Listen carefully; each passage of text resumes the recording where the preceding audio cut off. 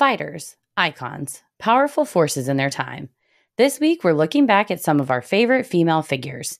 Whether you're inspired to stare scornfully at an ungrateful town from a rocky crag above, or use your knowledge and skills to free the wrongfully convicted, these gals remind us that there's something mighty within us all to save the world and save ourselves. This week's episode is Badass Women Revisited.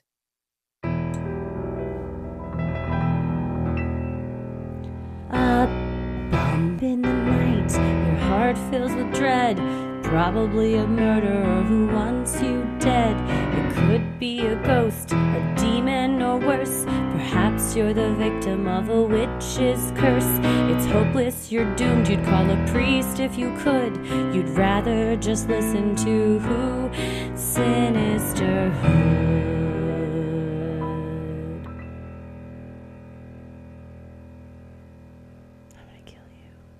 I'm feeling badass after this past weekend. We watched Barbie. We did. We watched Barbie. It was different than what I was expecting, but I loved it. I don't know how the set was created. And It's phenomenal. think it's magical to not know, because I just want to pretend like Barbie Land really exists on the other most side magical, of this realm.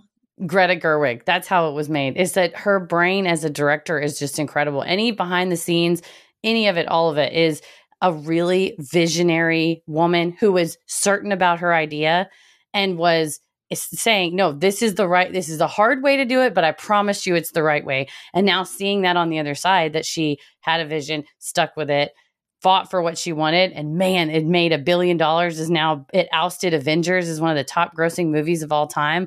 Come on. And I got my Barbie Crocs right here, our matching sandals that you and I both have. Yeah. Man. It was great. I loved it. I'm trying to feel more badass because I'm a little under the weather. I know. I can hear it. But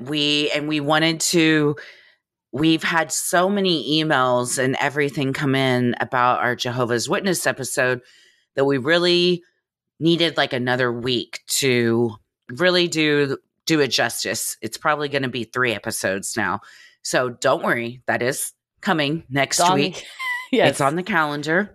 It is. But as we watch that, there's some badass women in that story, but there's a lot of shitty men in charge. We're like, let's take a moment to realize how powerful we are before and after these episodes and remind us all, because we're getting into it. And if you have a story, if you are currently a Jehovah's Witness or you've been one or family members in it, please send them in. You can send them to sinisterhood.com/Freaky Friday, or you can email them to sinisterhoodpodcast@gmail.com and just let us know in the email. Don't share it. Please share it. Only share it with certain names. We'll totally respect however much of your story you want to share publicly, but feel free to also share it with us just to give us an idea of kind of what's going on behind the scenes. Because what we've seen so far in all the research and investigation is stomach churning.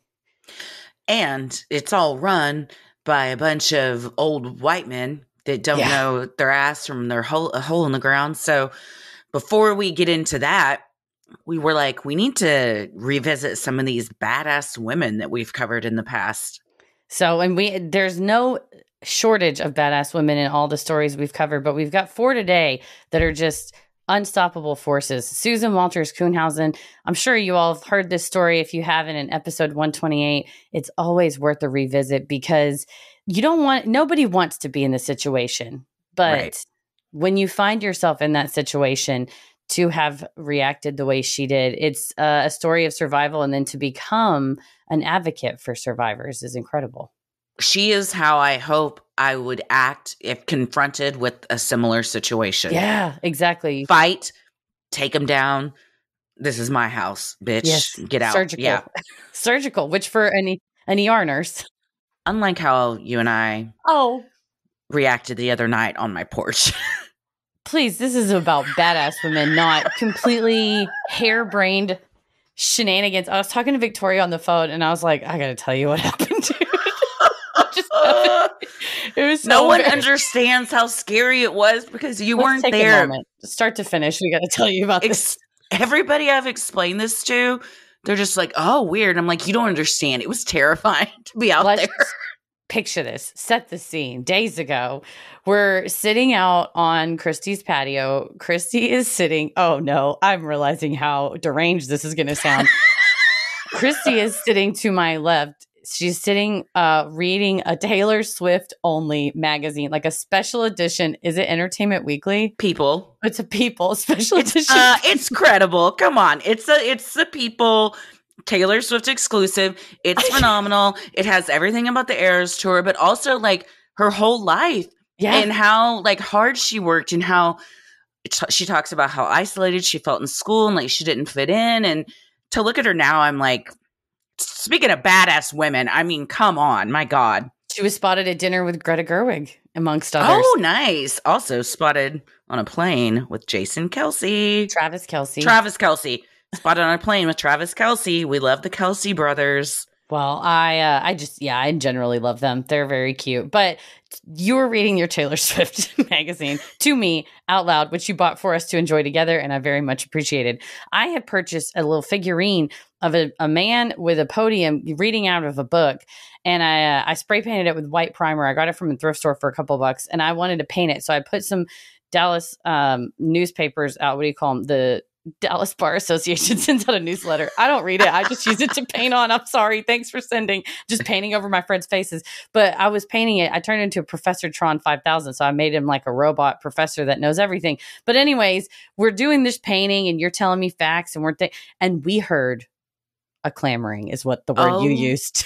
I've since also referred to it as a kerfuffle. I think both of those words, what does he call it in ruckus? The Breakfast Club? A ruckus. Can you define the ruckus? Well, first of all, we have to back up. About 20 minutes prior to this happening, we hear what was very clearly a series of gunshots, pause, and then more gunshots, which is always unsettling. And then about 5 minutes after that, we hear tons of sirens, like ambulance, everything. And you were like, do you think they're going to wherever that was? And I was like, oh my God, maybe. And then like 10 minutes later, we hear what sounds like someone is trying to climb over the 8-foot wooden fence in my backyard, like trying to sounded like a clamoring, like something large was trying to get over the fence and was like shaking it. And we both just stared at each other in shock. Like, what is that? What? We thought it might be the dog. The dog was next to us, so it wasn't. Down. Then next thing I know, all of a sudden it's on the roof and it sounds like it's coming down the roof and is about to jump off the roof right to where we are sitting on the patio. So I leapt up, Taylor Swift magazine in hand. I did not leave him behind. And I was like, Kate! And we ran to the door, Kate is my dog, to get in so fast. I grabbed, my purse was outside, so I did grab my purse, and then I grabbed Professor Tron 5000, and I had a paintbrush with purple paint on it, and I'm running in the house, and I was trying to avoid getting paint. Eventually, I did get purple paint on your console. I'm sorry, the magic eraser got it off. It was kids' paint, so like to be fair, some kid was going to get paint on in your house. You probably just banked on it being one that came out of your womb and not your best friend. Like paint was going to get on that console, period. Yeah. But we get inside and you tried to call Tommy, who was at rehearsal. He's coaching an improv troupe. So he was being a very good coach, having his phone off and being fully present. So no answer. There was no answer. And also there was nothing in the backyard. It was like all of this happened and then nothing appeared. I fully expected a person to jump over the fence, and in my head thought, what am I going to do if I'm just confronted with somebody in the backyard? And luckily it didn't get to that point because it ran off. Whatever it was, ran off. I'm trying to see if there was a police chase. Not last night. There was no police chases, or not the night that this happened. At one point you said, let me get on the scanner so you could see if there was anything going on around the neighborhood. I didn't find it. I do see, unrelated, someone was setting fire to mail inside of mailboxes in Highland Park. God. That was the same night. So I don't know if it was that. It's not, you don't live in Highland Park. You really don't even live near it. No, but you I'm never not know. near Highland Park. He might have got fast. He got real fast that day. Perhaps. But that was our badass story. It was not at all badass. It was shenanigans. We just kept giggling and laughing, going, do we go back out? What do we do? I called Paris. He goes, did you want me to come over? And I go, no. He said, what did it sound like? And when we described it, he's like, maybe was it a raccoon? And honestly, in retrospect, it could have been. There was scraping. It sounded like something thick and large trying to get over something. So like the scratches of ascension. So it was like an upward sounding scratch. So maybe it was a raccoon trying to not like getting into your trash cans or over them or trying to hang on the fence and made its way somehow. But it was so scary at the time. It was very loud and disruptive. And we did not handle it really like badass women, to be honest. So we could learn something from these women today. The only badass was Petal, who when you shut the door, you go, well, Petal's out there. And I said, I think she'll be fine. My money is always, always on Petal. Just like our second badass, my money is always, always, always on Kathleen Zellner. That is who our second badass of this revisiting Wild Women, Badass Women. It is from the episodes 174 and 175, the wrongful conviction of Ryan Ferguson. But you probably also know Kathleen Zellner from her work with Stephen Avery, the subject of Making a Murderer. She didn't give up. That case happened in 2005. She just recently, and as recently as August, has filed an appeal in his case. Still fighting. Still fighting. She is a tenacious lawyer. If I was ever in a situation where I needed a defense attorney, she is who I am calling ASAP. Oh, her skills in post-conviction advocacy, which is what we'll talk about in the clip you'll hear today, is just unparalleled. And much like our third woman, unparalleled, Princess Diana. Needs no introduction. Absolutely, she doesn't. She is beauty. She is grace. She is an icon. Heather studied her accent and did such a great job in these series, episodes 130 to 132, all about Princess Diana and her life and legacy, and of course, the tragedy in the tunnel. And what a badass wife, mom, leader, everything that she was. She's a humanitarian. We'll hear in this clip about her different roles and how there's nothing badass than surviving being married to King Charles. Yeah. But she manages to be even more amazing with both the legacy she leaves with her kids and all the good work she did. So we'll talk about that. And last but not least, there's nothing badder ass than a wicked witch on a hill. I just sounded like one when I laughed just then. Oh, we love Hannah Crana, the Wicked Witch of Monroe County from episode 157. Shout out to Katie on our Facebook Patreon page. She mentioned this episode because we joke around, and you'll actually hear it in this clip. We joke around about how we kind of want to start a witch gang, and it's never too late. So we're moving forward on our witch gang plan. So we thought you might want to hear this. But if you go back to episode 157, there's some updates for you all. We said we really wanted to meet Walter in that episode from Real Housewives of Salt Lake City. And unfortunately, he has passed away. So rest in peace to Walter from Real Housewives. He was a beloved restaurateur and member of the Real Housewives community. But we missed it. We missed our chance. We also said in that episode we were going to Salem in October 2022. We did it. We almost did. We went in June of 2022. We beat it. And we mostly, beat our goal. We did. Well, because we had a show in Boston. So we're like, oh, we'll double up on this. Also, I've heard from many people that Salem in October is a shit show. And you should actually go, especially like around the closer you get to Halloween. I'm sure it's also very fun. But we had a wonderful time. Once again, I ran into a listener. And where was that? Oh, a bathroom. Always. So far, I am 3 for 3 of running into listeners and being recognized in public bathrooms. I got recognized again by my voice. I never get recognized by my face, but it's when I speak. And I was at a Sephora. Shout out to Ileana at the Sephora in Fort Worth University Park. I said, hello, do you have Fenty Beauty? And she's like, do you have a podcast? I was like, I do. But I never get physically recognized. It's only ever people recognize Paris and then me, or I'll say something loudly and someone's head will turn and go, was that Heather? Like it was, I talk a little too loudly, but mine are like, oh, that's got to be Christy because she's in the bathroom. So I'm sure that that's probably her. I recognize those shoes. Well, there's nothing wrong with taking up your time in the bathroom or being nice and loud, as Hannah Crana will teach you. She don't give a fuck, and neither should you. But that's what we're going to cover today. So we hope you enjoy this trail through badass women and just absorb it all now and feel really powerful, because the next few episodes, it's going to be a scathing indictment and analysis of this organization. It's taking a minute. Oh, I knew they were bad, but man, have I learned some stuff that I didn't know. And I'd say I wish I didn't know, but I'm glad I do know it, because knowledge is power. And what an organization, what a cult that's just hiding in plain sight and operates in plain sight daily. It's shocking. It's shocking, to say the least. Yes. Truly. But you said it right. Knowledge is power. So let's all get powerful together. Let's do it. Well, I'm Christy. I'm Heather. And let's get into it. Very appropriate topic to record today on International Women's Day, because this woman is maybe the most badass that I think so. I've ever heard about. Yeah. Except for my favorite woman on International Women's Day, which is you.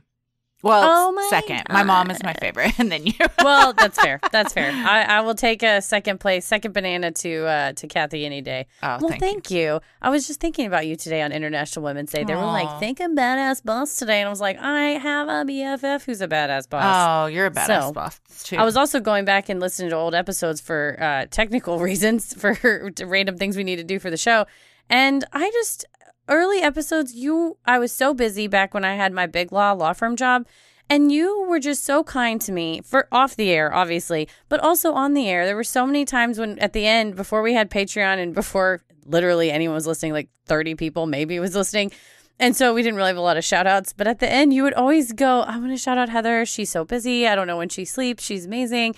And you're so thoughtful and kind. And meanwhile, you had a tiny baby at home, so I should have shouted you back out. Well, but I appreciate you always all the shout love and me support. out. I feel like you're always extremely supportive and shout me out. And you've, even though you don't have that big law firm, you're still just as busy, and you managed to find so much time to do so much, especially when I was on maternity leave. So you are a badass boss babe as well. Ladies supporting ladies. That's what we like to hear. Who runs the world? All of us. Girls. Yeah. Oh, yeah. No, I love it. I like that it's International Women's Day, and this is perfectly timed and a suggestion from some awesome friends of the show. Yes. Thank you. Man, I hope I get this last name right. Shane Van Landingham, which is a badass last name, Ryan Mathers, and Taylor Wallsmith all suggested this topic, and I had never heard of it and was immediately taken by this incredible survival story that's just my jaw dropped while reading about this whole saga. I think I've read like a BuzzFeed article, or it was like a short kind of a snippet article. It may have been the All That's Interesting article that was linked on something multiple years ago.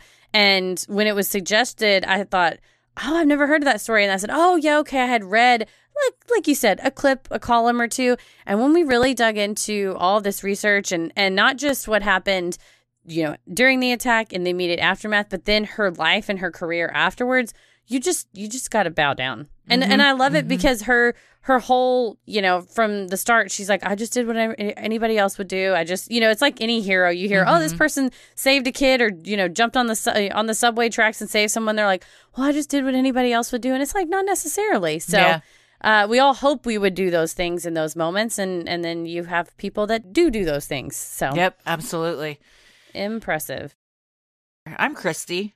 I'm Heather. And this week's episode is the incredible survival story of Susan Walters Kuhnhausen. And it is a doozy. So let's get into it. Susan Walters moved to Oregon after becoming a registered nurse in the 1980s. According to Willamette Week, she initially moved to Coos Bay, home of Berger's Top Service Body Shop, located at 180 Ingersoll Street. Available for all your Gobblesquatch-related car damage needs. Shortly thereafter, she moved to Portland, where she enjoyed its nightlife and would spend time at the local comedy club. She was boisterous, full of life, and had a loud and contagious laugh. I'm just tickled about our Gobblesquatch reference. If you don't understand this reference, Gobblesquatch was a main episode, or was it a mini-sode? It was Patreon. It was a Patreon episode. Yes, that's right. So Gobblesquatch was a mini-sode, which is available on our Patreon, that we did around Thanksgiving, and it was very funny. The Gobblesquatch is a really fun cryptid. Hopefully is not a cryptid. Hopefully it's a real life thing, because it's amazing. We hope it's real. But yes. if your car is damaged by Gobblesquatch, you can go to Berger's Top Service Body Shop in Coos Bay, where Susan moved right before she moved to Portland. So many tie-ins. We thought it was important to tie it in. Hoping to find her a partner, Susan's mom and a friend placed a singles ad in the Willamette Week, titled, Someone Different. The ad read, Single white female, 33, overweight but not over life, seeks single male who wants more out of a relationship than just slender. Active healthcare professional, enjoys exploring the Northwest, interested in conversation, good times with someone who is intelligent, thoughtful, and full of humor. Must be emotionally and fiscally mature. If you're seeking a bright, funny lady who's adventurous enough to advertise, then please reply. Oh, I love her. I do. Just love her based on that already. I know. We could be friends. It also, man, it's not sad, but for some reason I feel sad. Because she was looking for, I'm not saying her ad is sad. What's sad is, No. She wanted someone, there were all of these things, and what she got was not those things. Not those things at all. And to put yourself out there like this, because this was, what year? The 80s. The 80s? 1988. Yeah, so this is basically your profile on Tinder or Bumble or something like that. But these go in newspaper ads. When you flip to the back and it'd be like an ad at the back of the paper. My cousin met her husband that way. And Really? they're both very witty and funny people, which, I mean, my cousin we're cut from the same cloth, just real like snappy, sassy. She's my cousin Amy, who's the nurse who just like I call for all my injuries. And she calls me for legal stuff. So it's like tip for tat. It's great. But she's very funny and witty, and her husband is super funny and witty. And they wrote these, I can't remember who did the initial post or, the initial ad. And then I think maybe he did the initial ad and she responded. But anyway, real kind of witty comeback. It's like your opening line on Bumble or Tinder. And you know what? They've been married for however many years and have 2 kids in college, and it all worked out. And they're, best friends and totally matched with each other. So in some cases, newspaper ad could work. That's amazing. Yeah, and that's so wild. I remember one time I took for granted that they got together when I was, 10 or 12. And I said, how did y'all meet? And they're like, oh, yeah, it's just like a singles ad. I was like, that's a thing that people did. And it worked out. Flash forward 20 years, you did the same thing, but just in a more modern technology type of way. That's true. I'm going to have to show our kids, our future children, our Bumble profiles and be like, yeah, your dad's main picture was in a bathroom and I didn't notice until well after we had dated. I was like, oh my gosh, he is. It's a bathroom selfie is his main picture. Bathroom light has some of the best light, though. It was a good picture, though. Is that why? Because of the light? Oh, yeah. Or yeah, it was really good lighting. Dropping a deuce. He's like, you know what? Let's just do it right now. If you can accept me at my worst, then you're deserving of to be with me. You know what? He was on the toilet. I'm kidding. He wasn't. Well, not long after the ad ran, Susan received a reply. Hi, different. My name is Mike. I'm a 39-year-old divorced white male. I enjoy most things in nature, from wandering in the ape caves at Mount St. Helens to walking on the beach at sunset. The man, Mike Kuhnhausen, sounded like a perfect match. Before meeting in person, Susan told Willamette Week the two likely spoke on the phone for over 100 hours. He had a nice voice. I was impressed he wanted to talk about the deeper things. Their first date was February of 1988 at the Crystal Springs Rhododendron Club, where they fed the ducks and squirrels. A few months later, on December 10th, the couple drove to Reno and got married. Fast and furious right out the gate. You find somebody you like, and it sounds like 100 hours is a long time. I mean, I think. Yeah. I mean, first of all, I hate talking on 5 minutes of the phone. If I would rather someone send me pages of a text than call me. I don't know why. I get phone anxiety. But if you're trying to get to know somebody, then yeah, absolutely. Yeah. Talk on the phone 100 hours. And what I love about relationships, well, not theirs, but ones that start like this, or like your cousins probably, or you get to know people on a different level when you have 100 hours of just talking before you ever introduce anything physical or even meeting each other or anything like that. Kind of like Love is Blind, except that show was trash. But it's the same concept, like you're stripping away those physical first impressions and stuff and just like really getting to know somebody before you introduce that. And then you ideally would have a really solid foundation for a relationship. Not the case. I think so. Not the case with this. Yeah, and of course there's exceptions to rules and things like that. But Paris and I think we texted for maybe a week or more and then went out, and then we actually would talk on the phone. And it's funny because my friend Misty, her husband, she said that they used to talk on the phone and they got together in like 2011, I think. That they talked on the phone. And I remember back when she first told me that, I was like, that's weird. And then when I started dating Paris, if we couldn't get together, we were busy or something, he would say like, oh, just, I want to call and chat. Or I would say, oh, I have a question or whatever. Or I want to tell you something funny that happened instead of texting it. And it was really nice talking on the phone. Oh, yeah. I want to clarify. Like pillow talk. I don't hate talking on the phone to Tommy or my mom. There are people I will talk on the phone with. Oh, yeah, yeah. But if I was just meeting someone and trying to get to know them, I would enjoy talking on the phone. And I used to love talking on the phone when I was younger. But oh, yeah, back in the day. Oh, my God. That's all you did back in the day. You just kick your feet up on your bed and, kick your heels behind you. Yep. In an interview with the Willamette Week, Susan said it wasn't long after they tied the knot that the marriage went south. Mike began telling her he had never really been happy. In fact, according to Susan, her husband's life philosophy was, life is a shit sandwich, and every day you take another bite until you die. That is not something you want on a t-shirt. No, and, that tells you pretty much, I think it sums it up. If you ask somebody, what's your mantra in life? What's your, life philosophy of every day's a new day and we can all start again and dreams come true and life's a shit sandwich. Yeah. That's quite the opposite of live, laugh, love. And what a beating to be with somebody that's what they wake up and think every day. Just this dark, ominous cloud over your life all the time. It's hard to deal with. And also, that's not original. Shit sandwiches from Spinal Tap. That's true. Yeah. So, yeah, Mike, idiot. Sinisterhood will be right back. I'll tell you what Tommy is just taking a huge liking to lately is this Beams Dream Powder.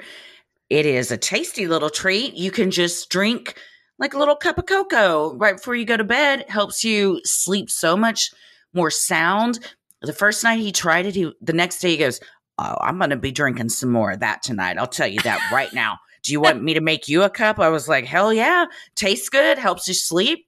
What more can you ask for? He's a good spokesperson because I was like, what are you drinking over there? And he's like, it's my Cozy Beam Dream Powder. And now I'm drinking it too. I had to get my special mixer with it. Bam, puts you right out.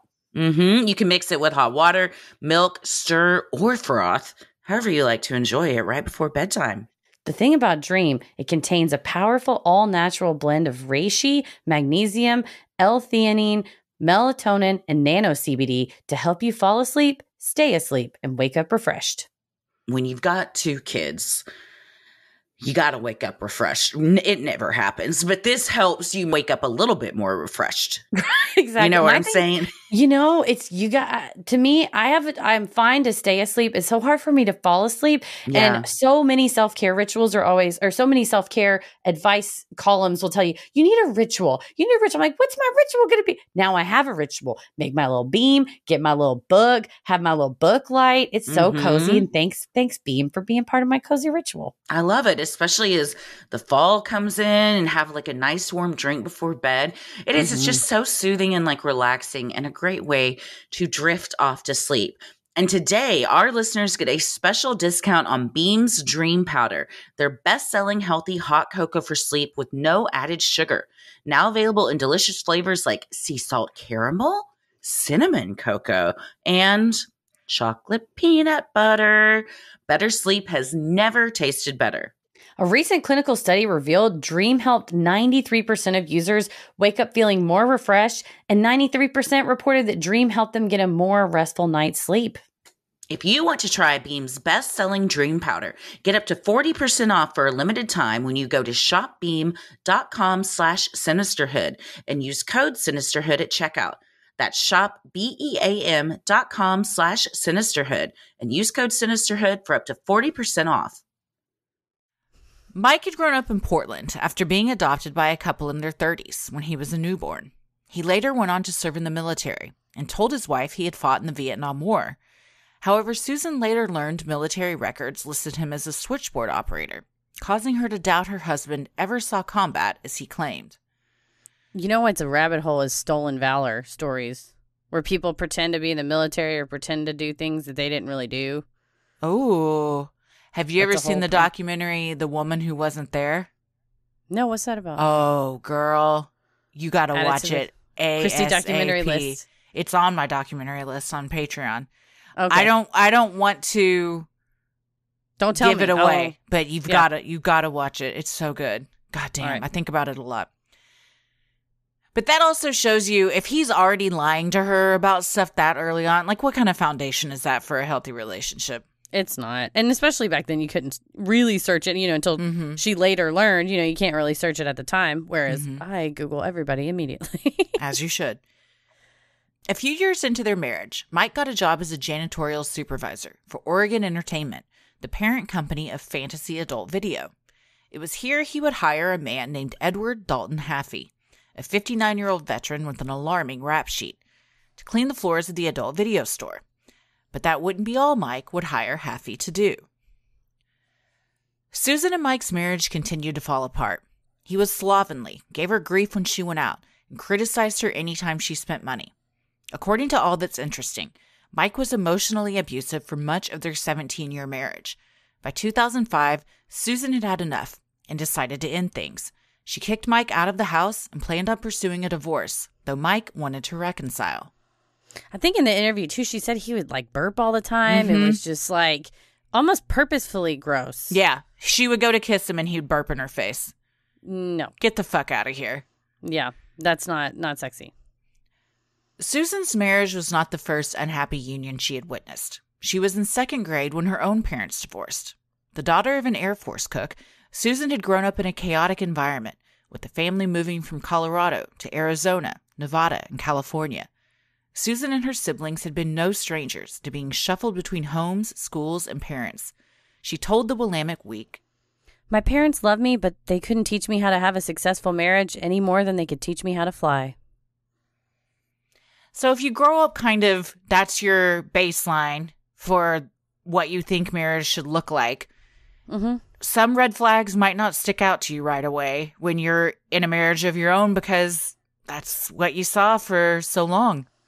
It's true. Yeah. And it takes a lot for all of us to unlearn the habits of our parents and unlearn, not just their relationship habits, but personal habits. And, obviously we're shaped by our parents. We want to take what we can from them and try to look at things with a new perspective. And it sounds like she has that perfect perspective of, I knew I couldn't even learn anything from them. I had no idea what a healthy marriage looked like. And knowing that, and in hindsight saying that's maybe why I got in this situation. That's fair. On September 6, 2006, Susan finished her shift as an ER nurse at Providence Portland Medical Center, a position she had held for 30 years. Rather than immediately heading home, Susan stopped at a hair salon called Perfect Look, according to Willamette Week. After finishing her appointment, she returned to her home in Southeast Portland that she had previously shared with Mike as the divorce was underway. So by this time, she's kicked him out. She's kicked him out, yeah, and he went to live with his dad. Okay. While the two no longer lived together, Susan had never had the locks changed or changed the security alarm code. As Mike still had access to the house, she had asked him to come check in on her cats. However, when she arrived at home, she found a note from Mike on the microwave. He had written that he'd gone to the beach because he hadn't been sleeping and needed to get away. Not thinking much of it, Susan began to unwind from a long day at work and settle in for the night. That's a sense of comfort when you live by yourself and you come home and you take a deep breath and you're like, oh, it's just me in this house. I don't have that gross husband of mine here anymore. But even though they were going through a divorce and she kicked him out, they were still friendly enough for her to ask, hey, can you come and check in on the cats and stuff while I'm at work and everything. And also, I mean, you feel safe because your alarm system's set. As Susan stood in her kitchen around 6:40 p.m., Edward Dalton Haffey, a 59-year-old Vietnam veteran struggling with addiction, hid behind a door in Susan's bedroom. As she walked towards her room, she noticed how dark it was and wondered if she had mistakenly left the curtains closed that morning. No sooner had this thought crossed her mind than she entered her bedroom and found herself standing face to face with Haffey. The 5'9", 190-pound man wielded a red and black claw hammer, his hands covered in 2 layers of gloves, both latex and yellow rubber ones. This is my nightmare. Seriously. And you hope that you have the Susan Walters in you. I think about it all the time. Too much, probably. Luckily, my sister used to jump out and scare me as a kid, so I don't walk around corners. I go around corners. So you'd scare them. Hopefully. That's the plan. That is the plan. I think all the time, what would I do if I woke up and someone was in the house? Or I woke up and somebody was standing over my bed, like Golden State Killer style. And I want to imagine that I would react the way we're about to find out Susan reacts. But until you're in that situation, you can't know how you're going to react. You freeze up, just do whatever to get out of the situation. I mean, you go into survival mode, whatever that looks like to you. It's fight or flight or freeze or appease nothing's the right or wrong answer. It's just whatever you're going to do. No. This is also why magic of new technology. I have motion sensor cameras all over my house too, so I could see from the other room if my phone would buzz if someone was in my living room. That's smart. Or maybe a little overboard. Who knows? Susan told Multnomah County, "We were nose to nose, and I could feel his wet, winded breath on me. He was lying in wait for me, thinking, piece of cake, middle-aged woman, overweight with 2 bad knees." But Haffey was woefully unprepared for what he faced. When describing the attack later to WAVE News, Susan said, "I saw a man step out of the shadows, and he began to hit me in the head and the face with the hammer." As he attempted to rain blows on Susan, her years of self-defense training she received as an ER nurse kicked in. Rather than back away, she stayed close to him, knowing the blows from the hammer would be less effective if he wasn't able to swing it very far. That's true, because you get so less smart. Yeah. What is it? It's like physics, right? Yeah. But I mean, your instinct would be to back the fuck up and try and run. But she was like, nah, we're doing this, dude. Not today, motherfucker. Like she was like, you came into the wrong bedroom, bitch. And it's the magic of the self-defense training, because there is a lot of intuitive stuff that's not right. That the counterintuitive choice of staying close is actually better, that you learn from self-defense. I believe they also said she had to do training to subdue patients who were having psychotic episodes or drug issues and learn how to counterweight, basically, and control their physical position, which came in handy. Definitely. And she had to disarm people that came into the ER and were, completely out of their mind. She had to break open chest cavities to perform like heart massages when people were like in distress. And she was strong as shit. And they regularly trained the ER nurses in self-defense. So it was just kind of second nature to her. And I may be partial, as I previously talked about an ER nurse who I love and am very close to. They are bad bitches. I mean, you see shit. Like I mean, back when my cousin worked in various ERs, like trauma units, we would see stuff on the news of this horrifying, train accident happened. And she'd be like, yeah, that's, I had to deal with that today. And you're like, and then you have to go home. Yeah. And you're like, I had to get CC'd on a mass email. It was like our email was down all day. Yeah. Come on. It was, seriously. I'm not kidding. Our email was down. It was driving me out of my mind. And then you think about this woman, not only did she just work a full ass shift at the ER, and now she's got to go home and fuck with this guy. Yep. Damn. Susan fought and managed to wrestle the weapon away from her attacker. Remembering a lesson she had learned as a child, Susan explained to WAVE. I got the hammer and started hitting him with the hammer several times. My father, the carpenter, always taught me a hammer could be used for self-defense. The claw end would work the best. Again, she's just like, I'm taking control of this situation. Like, this is how I want. She is my icon in this situation. Like, if I was being attacked, I would want to respond like this instead of just like running. Yeah. But again, there's no right or wrong. The only right thing to do is try and survive. For sure. But I think too, if your job is, some people come in, they're screaming, they're bloody, they're dying. You can't go, oh my God, I'm panicking. So her brain is, okay, we have to triage. Step 1, get the hammer. Step 2, step 1, get close. Step 2, get the hammer. Step 3, use the claw. And like your brain works like that if you're faced with trauma daily. Mm-hmm. And so by virtue, I think her job prepared her, helped to prepare her. Mm-hmm. While Susan was 5 inches shorter than her attacker, she significantly outweighed him and used that to her advantage.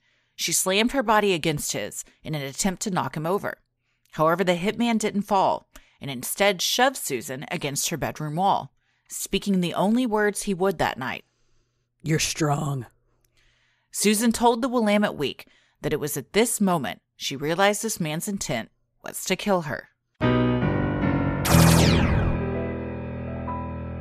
Friday, October 21st, 2005, Ryan Ferguson was convicted of felony murder in the 2nd degree and 1st-degree robbery, just 2 days after his 21st birthday. On December 5th, 2005, Ryan was sentenced to 40 years in prison. Can you imagine you just turned 21? No. And then you're like, so the rest, basically all my life, like my good years are gone. And at the sentencing hearing, Bill gets on the stand and is asking the jury, please don't give my son the maximum that the prosecution's requesting. If you do, I'll never see him again in my lifetime outside of jail. And that's just, when you put it in that perspective, that's why, because, Bill's probably in his 50s, 60s at that point. Like, he goes away, like, he's never going to hug his son again. Mm-hmm. And you see all the things they love to do. He talks, we talked about it last time, playing basketball, traveling, all that stuff. By the time, even if somehow by some miracle that you live that long, those days are over. Yeah. The funsy days are over. Your days of having grandkids, all that stuff that you dream about, when you're a dad or a parent. His mom too. Oh, yeah. All of it gone. Ryan's family was devastated after the verdict. With his beloved 21-year-old son sentenced to 40 years in prison, Bill Ferguson made it his new mission to free Ryan. Immediately, Bill began educating himself on the ins and outs of the legal system and the steps he needed to take to help prove Ryan's innocence. Bill walked the crime scene countless times, combed through court records, conducted his own interviews, and talked to anyone that would listen about the case and his son's wrongful imprisonment. One of the interviews that Bill conducted was with Jerry Trump's wife. After locating her whereabouts, he boldly traveled to her home to confirm that she had in fact sent the newspaper article to her husband. When he asked her outright if she had sent the article, she responded no, she did not. Bill also spoke with custodian Shauna Ornt, who had testified at trial and seen 2 men at the scene. When Bill asked Shauna if either of the men were Ryan or Charles, she told him definitively no. And your heart just must sink going, you start to go, well, maybe, initially you go, I think this might be kind of a cover up or this might be kind of a hit job. And then you start to talk to the witnesses and go, oh, it was entirely a hit job. Yeah. This was entirely made up. I think your heart drops at the same time. it probably gives you hope because you think, well, I'm going to gather all this evidence. We've got to get a retrial. How could we not? And then my son's going to get out. You start to pull at that yarn, pull at that thread, and it's going to start to unravel.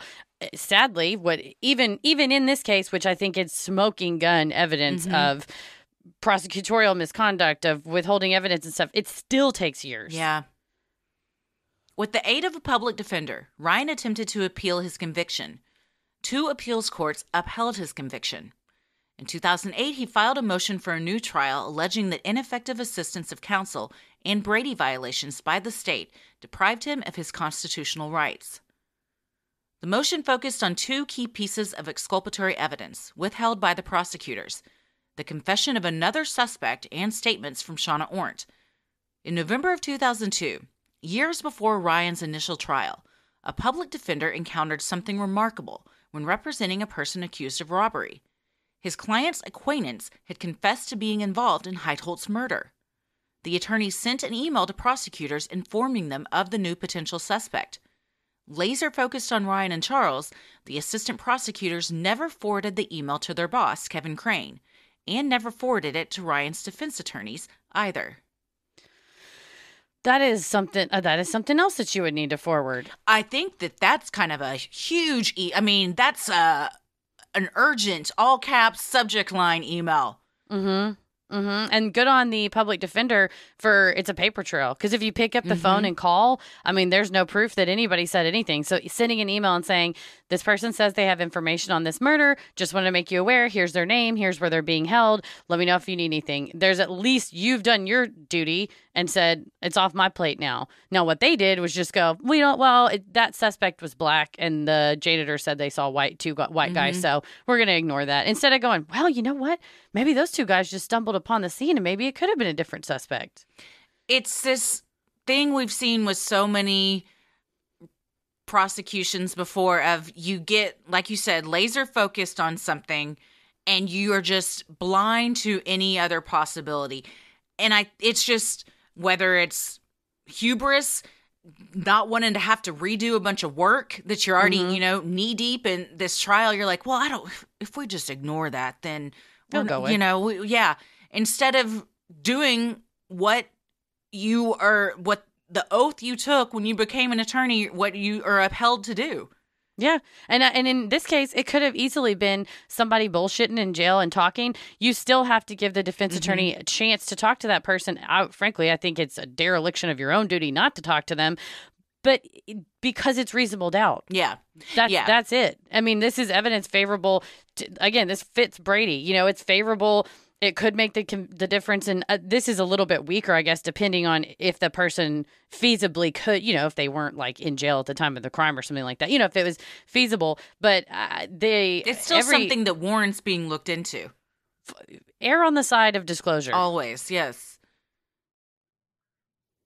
Sinisterhood will be right back. Traditional bed sheets, Heather. I don't know if you know this, but I'm about to say a fact that might not sit well. But they can harbor more bacteria than an actual toilet seat. Oh, I hate it. I don't want to know it. Yeah. And then that can cause all sorts of problems. Acne, allergies, stuffy noses. Also, it's just gross to think about. Yeah. But Miracle Made offers a whole line of eco-friendly bedding such as sheets, pillowcases, and comforters that help prevent 99% of bacteria and requires 3 times less laundry. I hate doing laundry, so I love to hear this. And sheets especially. It's such a pain to yank them off. Well, that's the secret with it's not really a secret. They're pretty upfront about it. But Miracle Made uses silver-infused fabrics inspired by NASA. So their sheets are thermoregulating and designed to keep you at the perfect temperature all night long. So you get better sleep every night, which I'm trying to say, not funky and cooler. I'm in. You already have me. I'm done. And NASA, come on. Take me to space, baby. Miracle sheets are luxurious. They're so comfortable. They don't have the high price tag of other luxury brands, which is always nice. They're designed with our skin in mind. So stop sleeping on bacteria. It clogs your pores. It causes breakouts. Sleep clean with Miracle. Just go to trymiracle.com/creepy to try Miracle Made sheets today. And whether you're buying them for yourself or as a gift for a loved one, if you order today, you can save over 40%. And if you use our promo CREEPY at checkout, you'll get 3 free towels and save an extra 20%. 3 free towels? So many free towels. That's a lot of towels. Miracle is so confident in their product. It's backed with a 30-day money-back guarantee. So if you aren't 100% satisfied, you'll get a full refund. Upgrade your sleep with Miracle Made. Go to trymiracle.com/creepy and use code CREEPY to claim your free 3-piece towel set and save over 40% off. Again, that's trymiracle.com/creepy to treat yourself. The motion also alleged that Crane and his team failed to inform Ryan's defense counsel of statements made by custodian Shauna Ornt. Though she testified to the events of the night, she was never asked on the stand whether she could point to the perpetrator in court. That's because she had previously told police and prosecutors that Ryan and Charles were absolutely not the men she saw the night of Kent's murder. Rather than informing Ryan's defense attorney of these statements, as required under the constitutional Brady standard, Crane withheld them and never asked her to ID the men she saw while on the stand. At the hearing on July 18, 2008, Crane, who by this point was a circuit court judge, acknowledged that his assistant DAs failed to turn over the evidence in yet another move that violated Ryan's constitutional rights. The assistant DAs argued that because the confessing person was black and the janitors saw 2 white guys, they didn't need to look into it. This decision did not appear to bother Crane. The motion for a new trial was denied by Crane's 13th Circuit colleague, Judge Jody Capshaw Azel. Well, isn't that funny that one of your colleagues just said, nah, you're good? It's bizarre to me, and I love whenever I have an opinion and then some genius like Kathleen Zellner is like, "This, I feel the same way." These pretty much every appellate decision in Ryan's case up until the one, the final one, is bizarre and confusing to me. And it flies in the face of the standards. The constitutional standards are set.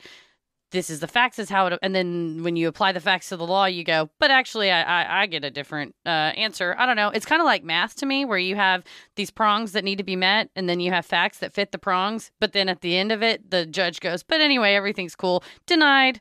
It's just bizarre. I don't feel confused. I feel like the answer is clearly, I'll scratch your back, you scratch mine. Like, we don't implicate our own, or we don't question our own, is what it boils down to. Yeah, and you say, that could be any of us or whatever. I don't know, but I think that that's not your job. Your job is to, protect and uphold the Constitution, and in this case, it did not get upheld many times over. Mm-mm. In the meantime, 48 Hours and Dateline picked up Ryan's story. Celebrated exoneration attorney Kathleen Zellner later told documentary filmmakers that she saw Ryan's case on 48 Hours and noted to her staff that if his family should call, she would take the case pro bono. Bill contacted her office, and Kathleen took up Ryan's representation in 2009. Thank you, 48 Hours. I believe Ryan's girlfriend that he had met while in prison, they had started corresponding, was the one that knew of Kathleen Zellner and told Bill, like, you should contact her. And Bill contacted her, and he said he sent the email to her like 1:30 in the morning.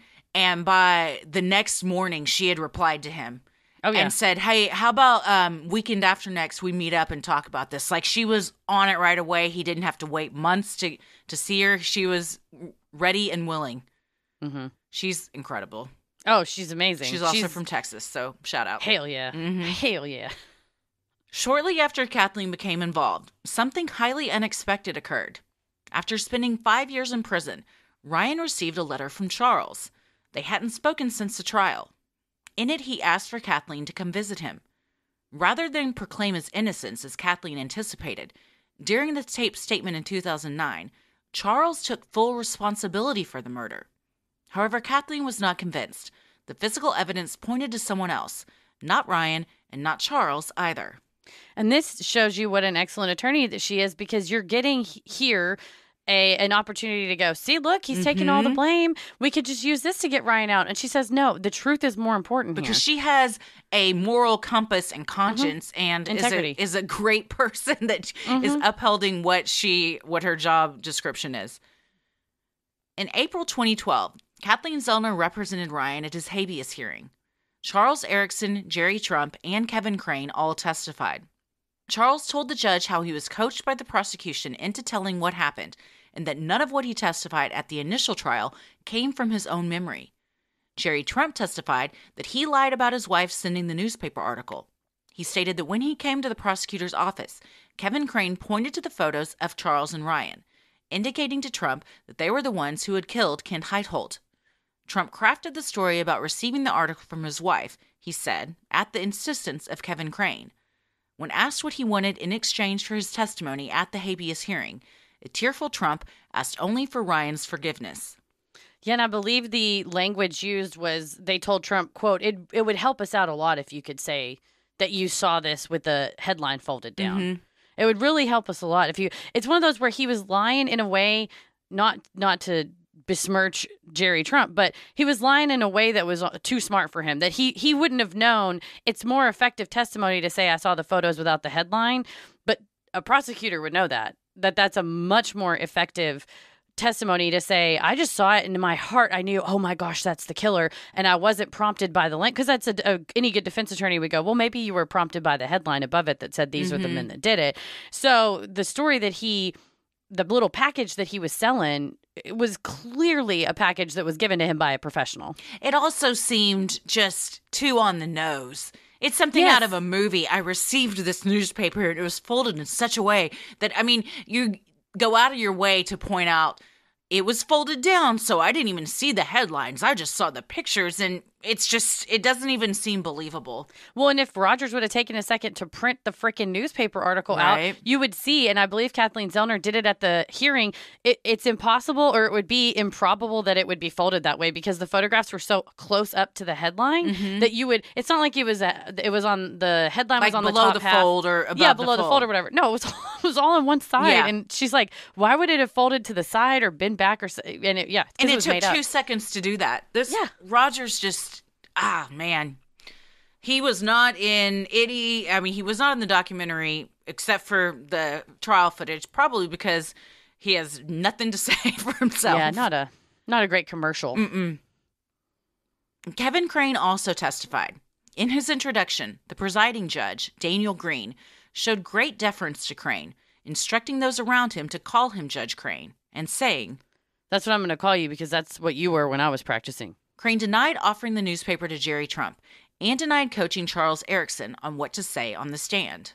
Again, just smug. And they take so long to talk about what do you want people to call you. Oh, it doesn't matter. You can just call me whatever. Well, I think we should all refer to you as Judge Crane because you've earned that. And, it's disgusting, this good old boys club that they have. And it's flagrant, just being very flagrant about it, just showcasing and buddy. It. Yeah. And Kathleen Zellner is not from Missouri. And she said that they fought her a lot on her pro hoc vice admission, which you say, I want to be admitted to your courts for this single purpose, and I'm going to have a local counsel with me or whatever. And that they were all fighting her and kind of like, we don't want some outsider to come in here and try to bust up what we got. It's kind of like what you see with the Murdaugh case, where it takes somebody going, we're not going to believe this. We're from a different city. You have no sway over us with your whatever charm, power, authority, whatever you think you have. She's not intimidated, and she does not back down, and she is not. They're in there just patting each other on the backs, and she's there to get the truth. She's not there to rub somebody's ego. Yeah.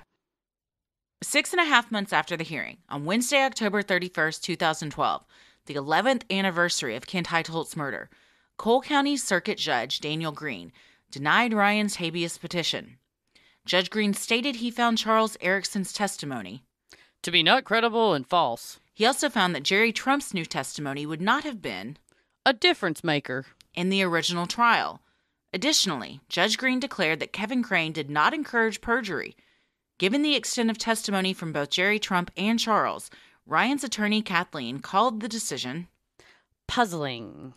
And it is puzzling because, like I said, when you go over the prongs of Brady, they failed to disclose Barbara Trump because the whole key is that the investigator working for the prosecution's office went and talked to Barbara and said, "Did you mail him this article?" And she said, "I don't know. I don't remember that. Well, I wouldn't have done that." So that would be impeachment evidence because you have a witness, Jerry Trump, on the stand going, "My wife mailed me this article." Now you have evidence that he lied.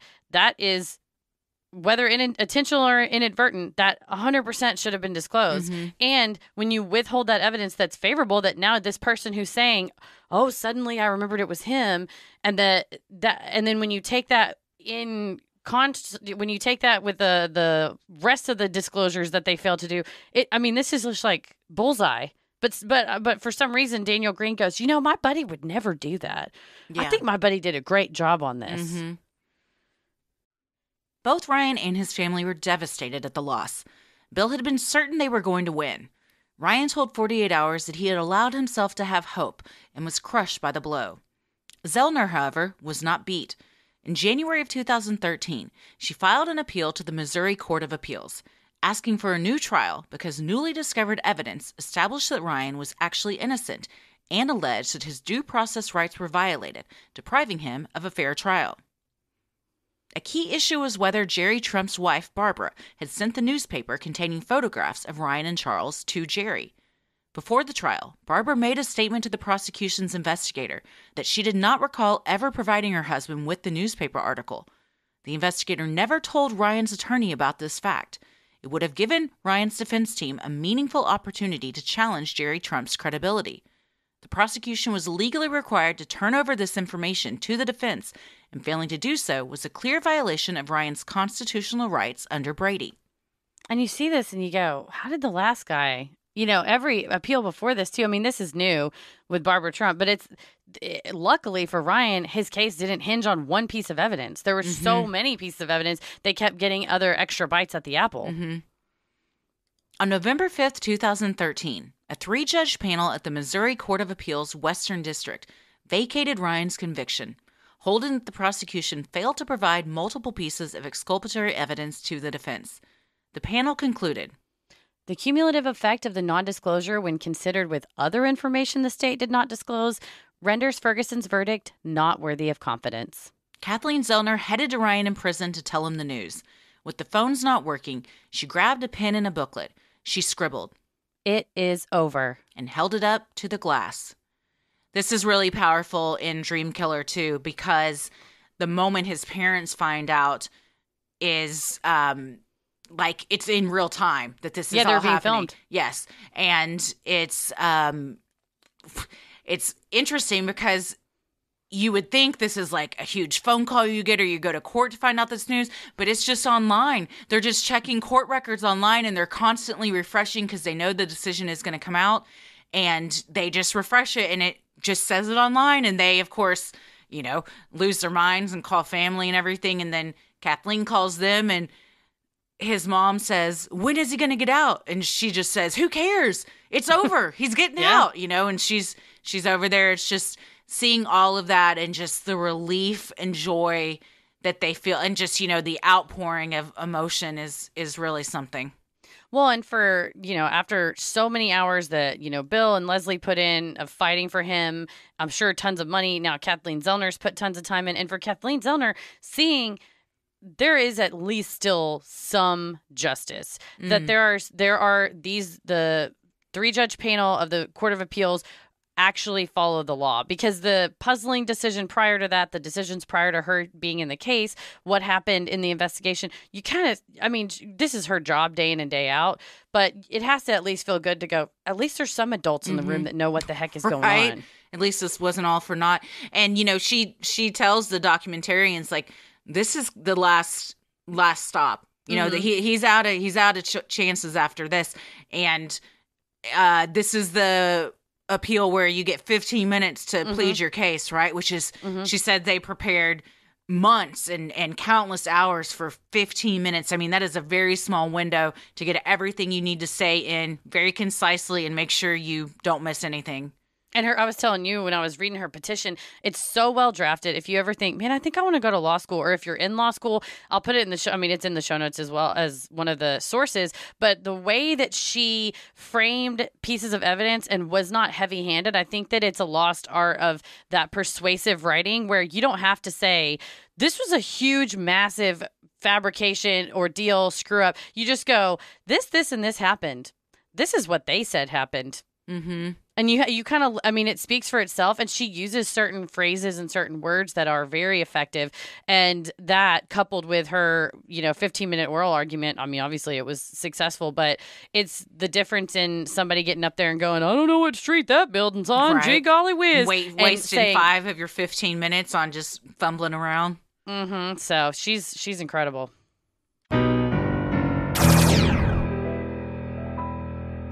Like most mothers, Diana was also fiercely protective of her children, especially when it came to the press.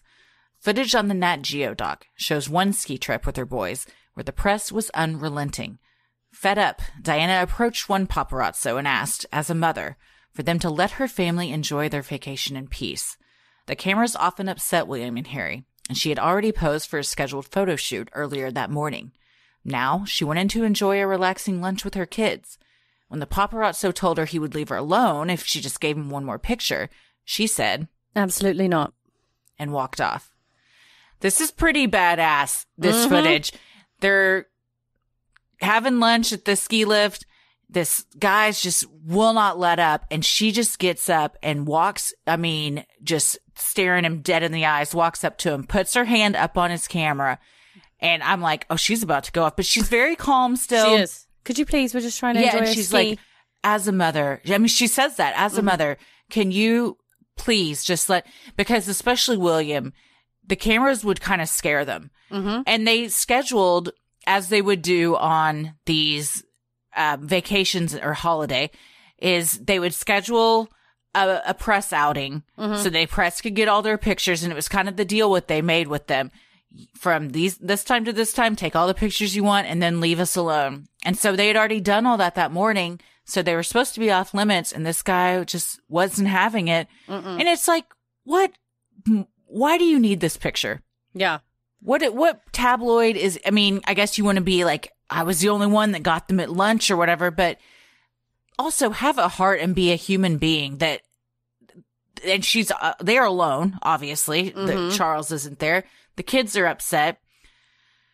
I think that's why I couldn't be a celebrity. I can't deal with all not having any privacy. Being hunted, but they got paid so much for the photos, and maybe you wouldn't get paid a lot for a plain picture of them skiing, but I wonder if as a paparazzo, you're in your head almost like chasing a gambling high where you think, but I could be there when William falls and maybe he breaks a tooth. And I'm the only one that has the photo of him doing that. So I'm going to sit here and hunt them because I'm going to be the one that sees that one thing. Sure. But that's a sick way to live because there's a human being on the other side of that lens. What's that movie that's kind of like that, but it's about the news people that go after car crashes? Is it Jake Gyllenhaal movie? Yeah. Yeah, I don't know the name of it, but I know Jake Gyllenhaal's in it.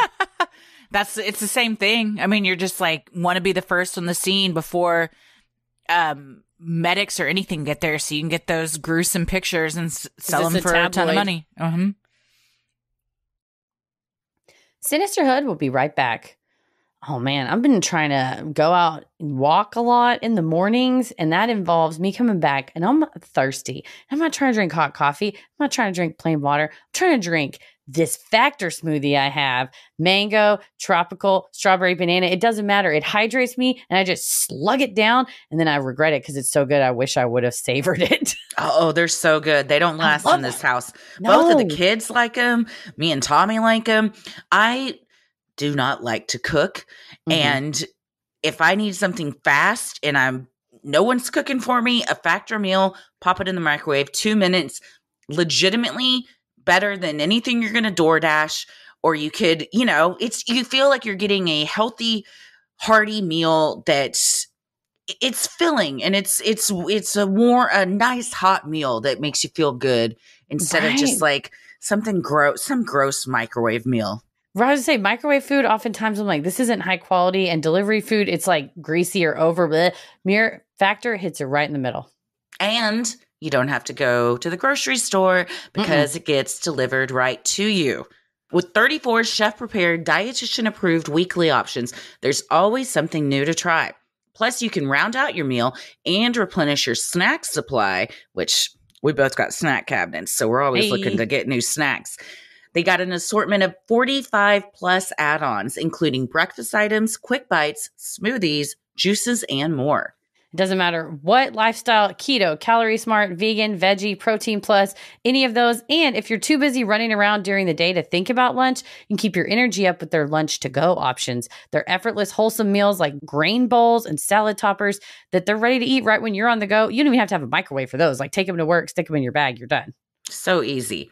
This September, get Factor and enjoy eating well without the hassle. Simply choose your meals and enjoy fresh, flavor-packed meals delivered to your door. Ready in just 2 minutes, no prep, no mess. Head to factormeals.com/creepy50 and use code creepy50 to get 50% off. That's code creepy50 at factormeals.com/creepy50 to get 50% off. Diana's popularity with the public had reached all new heights. The country was absolutely enamored with her. Known as the People's Princess, she was on the cover of the newspapers daily. The public saw her as warm, compassionate, natural, unpretentious, and a breath of fresh air to the often stuffy royal family. As the couple traveled the world, people would go absolutely wild when they saw the new Princess of Wales. Diana called it Marilyn Monroe publicity. She was bigger than Marilyn Monroe. Oh, I think so. I mean, the way that people lined the streets and screamed. There's one shot of them in D.C., and there were people over a block away, but behind a barricade, but to the point where they could see her get out of a car and walk into whatever building. And it was Elvis, the Beatles. They were just screaming themselves, crying. That's her. That's her. Taking pictures with their old school, film cameras. Just trying to say, I was there when we breathed the same air. Yeah. I think that's the one where the woman is saying, please look over here, please. Oh, it'll make my life if you just look over here.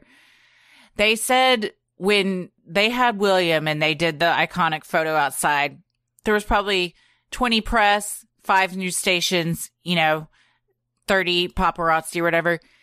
When Kate and William presented George to the world on the same steps, they had to block off miles of the street because, the pictures are insane. Just thousands of press there and people that live there.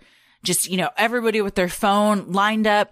There was a guy called, the Queen calls him the Union Jack Man, who I think he's like 85 and he's loves the royals and he's tries to go to every one of the events they have. And he was there for all the presenting of the births and everything. And he's like, it's such a good thing for our country, for a baby to be born. And that's how so many of them look at it, that it's not just them that this is happening to, it's all of us. And that's, I think, why the royals feel this duty to present the baby and let everyone in on their personal lives, because that's what they're these heroes and icons to so many people that kind of live vicariously through them and look at them as a kind of, what's the word I'm looking for? Measuring stick as to how things are going in their country. If we have a good-looking prince and a good-looking wife and they're healthy and they're doing good for the country, where it's a good reflection back on them. I think in this case, why Diana is so iconic, because like you said, they have a duty. They are the monarch. They're in theory in charge of these, their subjects. But the way Diana interacted with people, she didn't wear gloves. So it sets this other standard. Whereas before it was, we are here to present you with a baby. We're going to follow the steps of the proper procedure that we've done with every other thing. And it was this is the way it has always been. And Diana said, no, I'm going to go shake their hands. Get out of the way. I'm going to go hug them. And there's footage of an older guy. He's maybe in his 70s, sitting in a lawn chair and obviously had been waiting. And she's just kneeled down talking to him. And he is sobbing. Yeah. And he's just going, I love you so much. I love you so much. I love you so much. And it's so meaningful to him. And she's just going, it'll be all right. It'll be all right. And she had that closeness. And I think that's, so, like we said in the last one, this is like a good brand ambassador for you. Why would you turn on her? Yeah. She's drawing more people in. Well, while the entire world was enamored with the Princess of Wales, her husband was not. Her increasing popularity seemingly caused him to resent her even more, further driving a wedge between them. He also continued to show no compassion for her physical and mental health. During one of their final tours as a couple in Canada, Diana fainted during a public appearance. She had been on her feet all day, was exhausted, and had not kept any food down for days. Those around the princess were, of course, concerned. That is everyone but her husband. Instead, Charles was furious with Diana for not having fainted in private, away from the spectators and press. He also insisted she go out that night, even though Diana pleaded to stay in and get some much-needed rest. But Charles wouldn't have it, telling their staff, she must go out tonight, otherwise there's going to be a sense of terrific trauma, and they're going to think there's something awfully wrong with her. Apparently, also, she said when she would eat a big meal, even when she was trying to say, okay, I'm going to be healthy, I'm going to go ahead and eat and get my nourishment, he would say, are we going to see that later? What a waste. Yikes. Yeah, not just I'm aware of your bulimia and I'm ignoring it, but I'm actively mocking you. Wow. Are we going to see that later? What a waste. Wow. Oh, God. To cope with the media and pressure of life in the public eye, Diana said she had a conversation with herself where she told herself she had to stop fighting everything and instead approach it at a different angle. She decided to take her attention and role and use it responsibly, diving into her humanitarian work with a new resolve. Yeah, I think they were at Balmoral and William and Harry were playing in the stream, and she said she just gave herself a pep talk and was like, this is your life. You gotta go with the stream. At some point, if you say there's no getting out of this, resistance is futile. Yes, swim with the tide. Yes. One of the first issues Diana tackled as a working royal was homelessness in the UK. Photos in the documentary Diana Our Mother, Her Life and Legacy show the princess with her young sons, William and Harry, at the Passage, a homeless shelter in London. William first visited at age 12, a visit that was so impactful he continues to visit the residents of the Passage to this very day, carrying on the important work his mother started. One of the parts I cried at. Oh, so powerful. He's just sitting down with them, the residents of this homeless shelter, just a normal person. You wouldn't, if you didn't know who he was and you walked in, you would just think, oh, there's a nice looking man in a slacks and a shirt sitting there. But he just seemed very at ease and comfortable. He talked to them about their children, remembered some of them from before and would ask how they were doing. And one of the residents said, every time he comes in here, I just feel like we're just sitting at the pub having a pint. Like, because that's how, just affable he was with them and how warm he was. And he gets that from her. I know. I was crying. I was like, that is Diana. That is 100%. That is her legacy, is that she's got now 2 kids that have changed the way this family operates. She shook it up. She changed it. They are with the people down there shaking hands, no gloves, having a pint, I love that they continued that. Arguably, Diana's biggest legacy was the work she did to help raise awareness to the AIDS epidemic at the time. One of the most famous moments was in April of 1987, when Diana visited Middlesex Hospital's AIDS ward. By then, Diana was known for hugging those who were ill or elderly. There was discussion of whether she would wear gloves when shaking hands with the AIDS patients. Fear and misinformation surrounded the illness at the time. Many mistakenly believed that the virus could be contracted by shaking hands with a person that had it. Determined to help decrease the misinformation and stigma surrounding the disease, the princess walked in and greeted the patients warmly, as she would anyone else. She hugged one patient and sat beside him as she held his hand. She said of the encounter, "It was wonderful. It made him laugh." John O'Reilly, a nurse at the hospital when Diana visited, told the BBC. This was Diana, Princess of Wales, coming in gloveless and shaking our patients' hands as well as ours. It was very moving. Today, her son, Prince Harry, carries on his mother's work through his charity, Sintibali, a mental health charity for children and young people affected by AIDS in Botswana and Malawi. It's pretty powerful in that documentary, too, to see him accepting an award on behalf of his mother. He goes with Rihanna, and it was a big press moment because they're both seen getting AIDS tests, and they were just really trying to normalize it. And I read that after that aired, the at-home tests went up by 1 a household to 5 a household. Like it really did work. And I just love that both of her sons took the thing she was most passionate about and said, we're not going to let this die. And they still do the anti-landmine work as well. And that was a couple of people that she had met when they were kids who had been impacted by landmines and lost limbs, said, there were times I wanted to kill myself, but I remembered I talked to your mom and she told me every day's a new day. It'll be a bright future. And that's why I held on. And I was just crying. Like, that's like a, you want to say it's not a throwaway thing. I believe she genuinely meant it. And it was a genuine connection that she made at that time. But it was one single sentence that literally changed a person's life. It's incredible. It really is. And the fact that Harry still goes back and meets with those people. I love it. Did you know that he and Meghan, after the snow, I think, was it Snowpocalypse, at the roof to the Genesis Women's Shelter, which is a domestic violence shelter here in Dallas that I'm very passionate about. I donate to them all the time. But the roof got ruined and they purchased them a new roof. I don't even know how they would know about that, but that's incredible. I think someone tagged somebody on Instagram, but the Archwell Foundation, they basically saw that it was the first time in Genesis Women's Shelter history that they had to evacuate people, that they couldn't they had to move them to hotels and things like that they couldn't house them there. And it was such a big deal. They just wrote a check for everyone's like, we'll have a GoFundMe and see if we can help raise money for the roof. Nope. Done. Amazing. Archwell took care of it. So nice.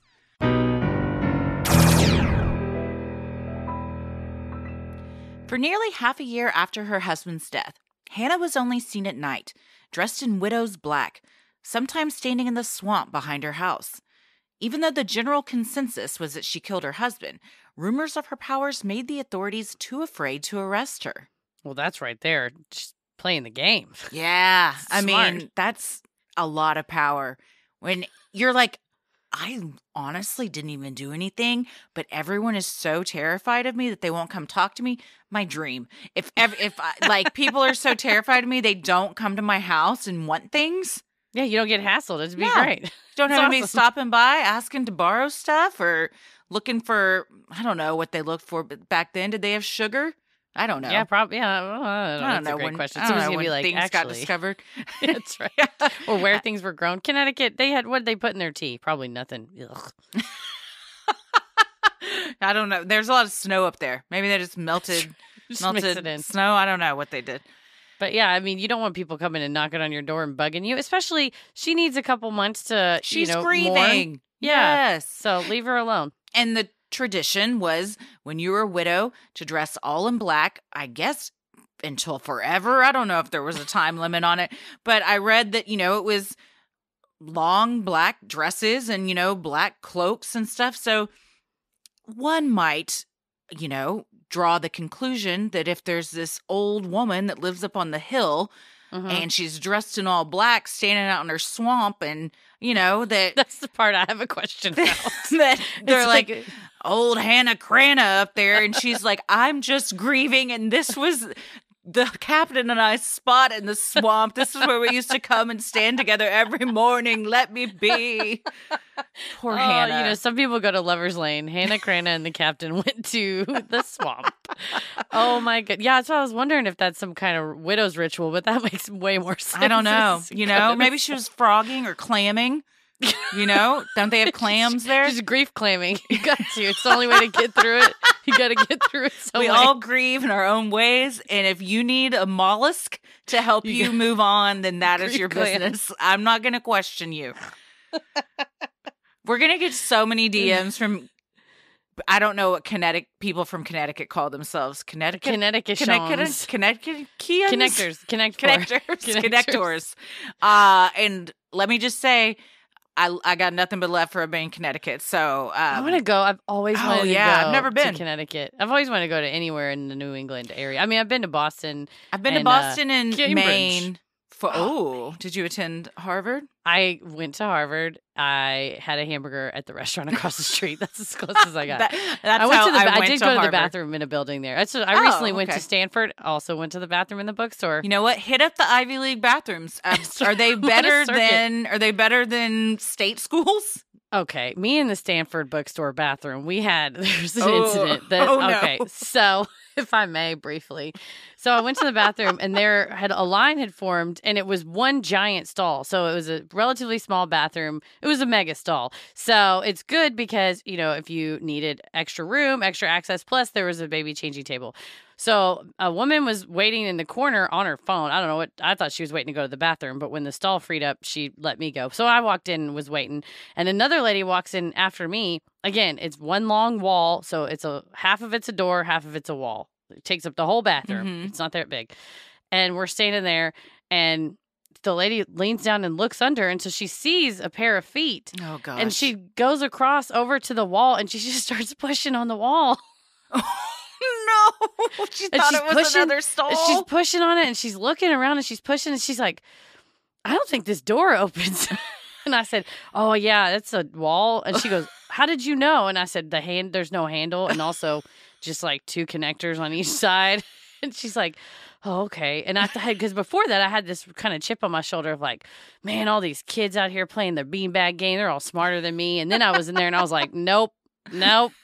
Oh, this was a Stanford student. I mean, she looked as if she could have been. I don't know. Wow. But then again, so could I have. So possibly she was an interloper like myself. But just watching her push on that door, I thought, well, I might could have got in here. I don't know. I never tried. It reminds me of the Far Side cartoon, Gary Larson Far Side, mm-hmm.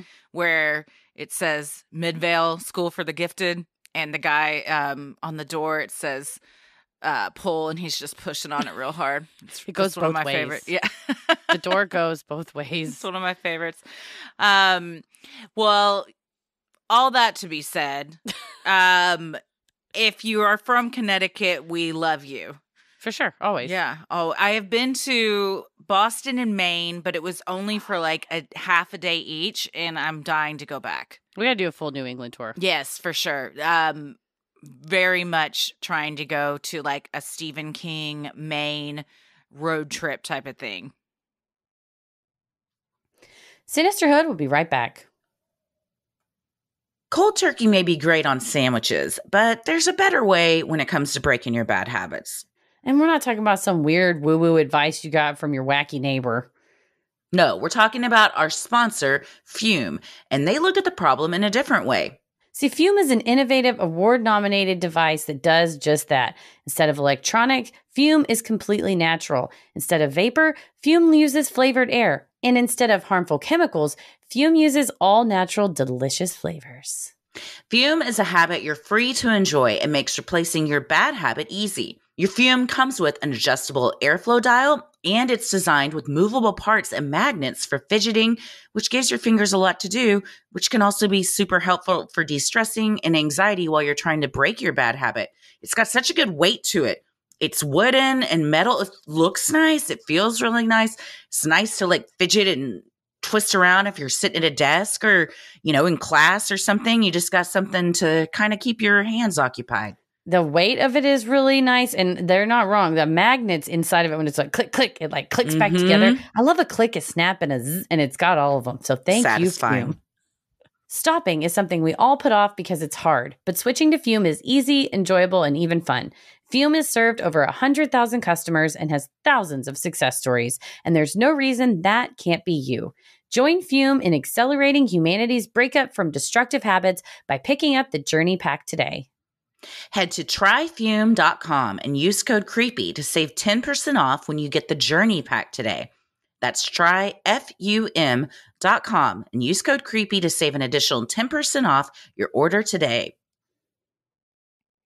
After the captain's passing, Hannah was very poor and relied on the bounty of her garden and the stream behind her house to feed her. When the land didn't provide, she often turned to her neighbors for items such as food and firewood. Hannah knew of her witchy reputation and often used it to her advantage. If a neighbor refused to help, Hannah would threaten to curse them. As one story goes, Hannah was out walking one day when she saw some delicious pumpkin pies cooling on a neighbor's windowsill. She asked the woman if she could have one. Feeling sorry for the widow, the woman obliged, but gave Hannah the smallest pie she had. Unsatisfied, Hannah asked for a larger one. When the woman refused, Hannah cursed the baker, and the woman never baked a tasty pie again. Dang, at least give her the medium-sized one. Damn, this is how I would use my powers. Strictly food related. If people, yes, if I don't get the biggest piece of pizza or, like the best looking piece of pie, boom, you're done. You're done. They know better now. Mm-hmm. Yeah, I don't know why they wouldn't know. Just give her the medium-sized pie. Give her the medium-sized pie. Give her the largest pie. Yeah, I mean, you know what? Then she puts a spell on you to where you bake like the best pies in the village. So she can have all of a sudden you're bringing in all the dough. Okay. For the pie. And, now you're the pie woman of Monroe. Done and done. then we get to do an episode on you. The pie woman of Monroe. Not anymore, though, because it's very short-sighted.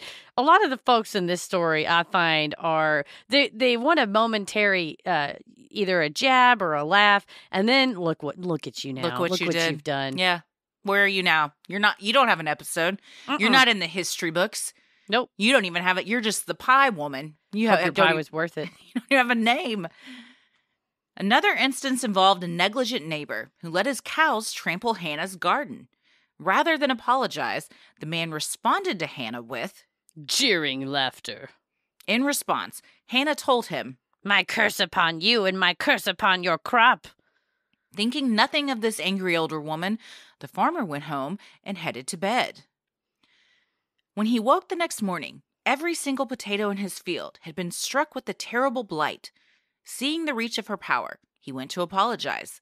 The next year, when he planted corn instead of potatoes, Hannah informed him that the crop would flourish, telling him, "Always remember that as others do to me, even so do I to them.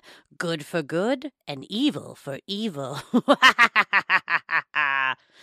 And it said in the newspaper that he went out and checked his crop and it was lush AF. Well, there you go. It's not the words they used in the 1901 newspaper article I read. They didn't? No, they were like, that crop was lit, yo. I don't think people say that anymore. Lit? Yeah, I don't know. I haven't been on TikTok in a while, so I'm really down on my youth lingo right now. Oh, my goodness. Last time I went down a rabbit hole of high school bathroom TikTok. You sent me some of those, and I was to you. Appalled. Well, there's a lot of this whole whatever challenges going on of the Texas Lawyers Facebook group was a flutter the other day because apparently they said the October challenge was slap a staff member, faculty member challenge, which is in Texas, it's a felony because it's assault on a public servant. So it automatically is a felony.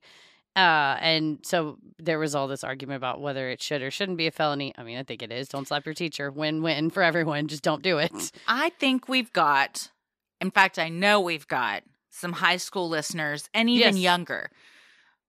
Let's just talk to them for a second. Hey, guys, if you're listening, we hope that maybe you respect what we have to say as your elders. Don't participate in these challenges. Don't go slap your teachers. Don't deface your school property. When you get to be older, you're going to look back and think, man, I was an asshole.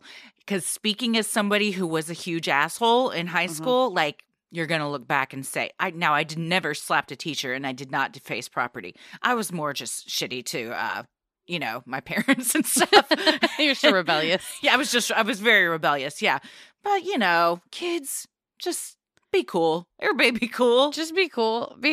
Paris tells me stories. He was like a cool, wild teen in high school. And he'll tell me stories. And I'm like, you did what? He goes, well, what did you do? I was like, I'll watch late night TV land shows.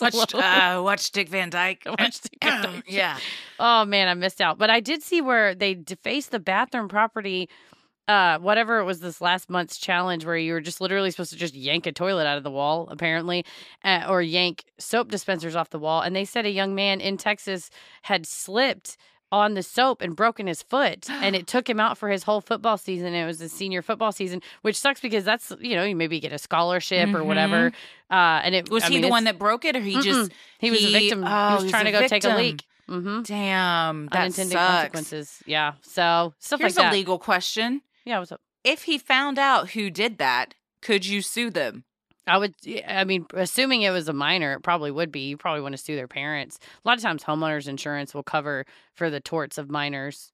Because if it did say even if it didn't affect a scholarship or anything, it affected his livelihood for sure. Yeah, you can't go work, whatever job you have is presuming you're probably on your feet. So, or just have a good rest of your high school year. Yeah. Pain and suffering, medical bills. I think so. I think you could sue the parents as, because they're in charge of the kid. And that's really negligence because the kid was fucking around pouring soap everywhere. And his actions are approximate cause of that guy's broken foot. So there you go. Another reason to just be cool. Don't drag your parents into this shit. I cannot, with the list that was circulating of the possible future challenges, I sent it to you and it said January was jab abreast. And I have to assume jab is punch, which is not cool. But jab to me sounds like a stab. That's horrifying. Don't do that either. Don't do anything to anybody's tits except your own. No, or unless somebody asks you to. Yeah, jab to me means like it's a quick punch, like a jab in boxing. Oh. Like, yeah, it would hurt. Any way you slice it, it's assault. So yeah, don't do that. Don't do any of that stuff. Just freaking be cool. Let's turn into a PSA of like, hey kids, it's your aunts, Christy and Heather. It's your cool aunts. I also want to know who comes up with these lists. Well, and also I wonder, because you remember when we were, younger, the news would say, teens are worshiping the devil, and we weren't. We were listening to rock and roll music. And so we called it rock and roll back then. We're 63. We were listening to John Mellencamp. But for real, so I wonder too if those lists that are circulating is truly what the teens are saying. Like, was 21 Jump Street involved? Like, they had to who got the hot or deets? It's like the Tide Pod challenge. Like, wasn't that all just like panic? Nothing, and it was panic, and parents thought kids were doing this, but they weren't really doing it. The bathroom destruction was real, though. I saw it on TikTok firsthand, and then also like the news, and they reported it and stuff like that. So that's hopefully slap a teacher is not going to happen because your ass is getting expelled. Dude, dunzo for sure. Well, the potato incident created even more hype around Hannah and her powers. According to a 1901 article in the Newtown Bee, Hannah Crano was described as a weird, uncanny creature whose powers of witchcraft were known by all and feared by many. The newspaper published stories of her fantastic powers that were from people of undoubted integrity and credibility, with facts either actually seen or thoroughly understood by the newspaper's staff. Yeah, they really try to put a lot in there of like, we saw this. A weird, uncanny creature. I think she sounds delightful. Oh, she sounds somebody great. I'd like to be friends with. Yeah. To me, if someone said I was a weird, uncanny creature, I'd be like, oh my God, thank you. Thank you so much. Thank you very much. So nice. And yes, you're right. Yes. One such account was about two farmers, Theodore Beach and Isaac Nichols, who challenged Hannah one day as they passed by her home with a wagon full of hay being pulled by oxen. Seeing her in her garden, the men shouted, "Hello, old witch! Can you give us an exhibition of thy boasted power?" The news reported that Hannah had been angered by the tone more than the words, and responded in kind. "Before you pass yonder tree, you shall have evidence of that which you so ironically ask," she told them, pointing to a tree down a path. As the men laughed her off, they attempted to drive away, but found themselves stuck. Once they finally got moving again, the wagon tumped over, spilling hay everywhere and causing the oxen to run off in fright, dragging the men behind them. Fucking got him. I'll tell you what, I relate so hard to the by the tone more than the words. Ooh, I felt that in my soul. You know. Also, first of all, they said, "Hey, old witch." That's fucked up. Yeah. So that don't that address is rude. Someone like that. But the tone that he said, "Thy boasted power," like, prove it. And his ass got literally dragged. He was actually dragged. Yes. Yes. Also, I appreciate that in my notes, I wrote that the wagon tumped over and you left that. Thank you. I thought about it. I thought about changing it. And then I thought, you know what? I used the word tumped recently. So All the time I do. I feel like it's a legitimate word. I'm sure a lot of people that are not from the South are going to be like, what the hell does tumped mean? It means when your wagon tumps over and all the hay spills everywhere. That is what it is. It's literally like a wagon tumped over. Yeah. Because Paris or had a your discussion. bag tumps over. Because or you get tumped out of a chair. Yes. Oh, I've tumped out of a chair. But we had a discussion because like it's not the same as flipped. Because to me, if the wagon flips, then it would be the top of the wagon on the ground, wheels in the air. Tumped is the wagon is on its side. It's just like falls over. Yeah. Yes. It falls just over. tumps over. Yeah. I don't know how else to explain it. Sometimes Ella's like, what does tump mean? And I'm like, it just means something tumped over. What's tump? I'm like, it just tumped. Like sometimes a word is a word and you can't explain it any more than that. It sounds like what it is. Yeah, exactly. What is that? An onomatopoeia? I think that's right. Like bang. Yeah. Yes, or pow, or tumped. Don't you like that I said, I just go bang? It's my first one. And I'm not talking about the gun kind of bang. Well, still not everyone was convinced of Hannah's powers, with some townspeople calling them cunning trickery and pseudo-sorcery. Everyone in sight was soon convinced, though, when after a prolonged drought decimated their crops, the town asked Hannah for her help. She told the townspeople that, frankly, they didn't deserve rain. But, feeling sorry for them, she made it rain anyway, thus proving her power to them once and for all. It's so fucking satisfying for everyone to call you a witch. Everyone's an asshole to you. They're mean to you. You try to go down to the market or whatever, and they all whisper behind your back, behind your cloak.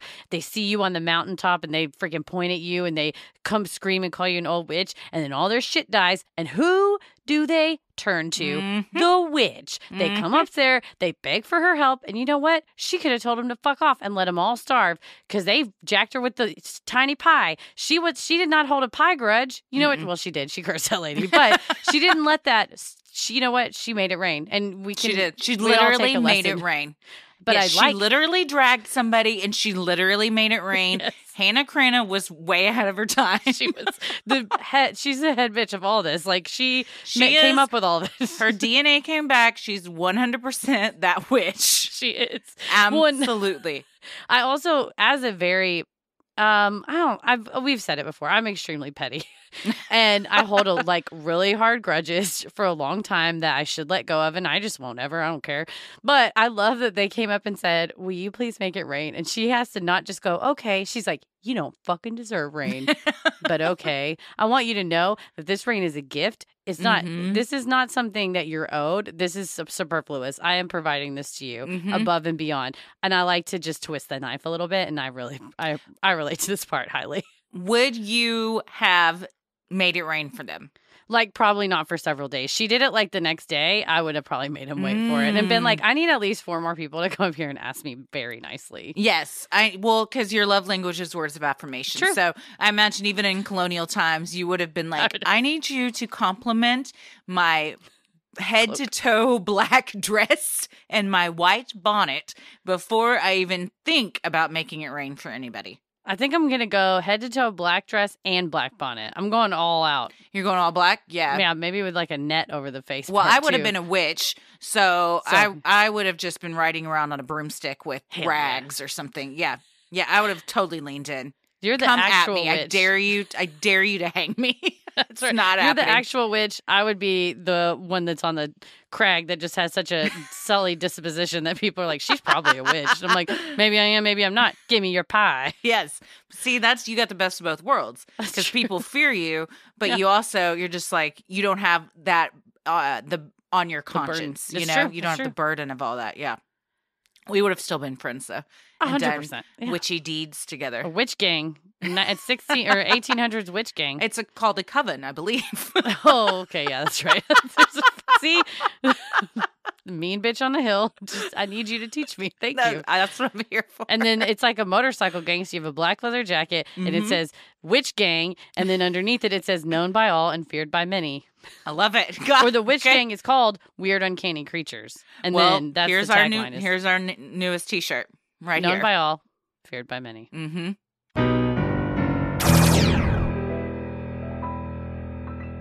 Well, we hope you feel extremely badass and empowered. And if you want to feel even more empowered, you can come to Obsess Fest October 20th through the 22nd in our hometown of Dallas, Texas. Obsess Fest is the festival that brings together podcasters and listeners for a weekend of performances, panels, camaraderie, and setting the Guinness Book of World Records for the largest drag brunch ever convened. I'm so excited. I'm so excited for the Taylor Swift sing-along.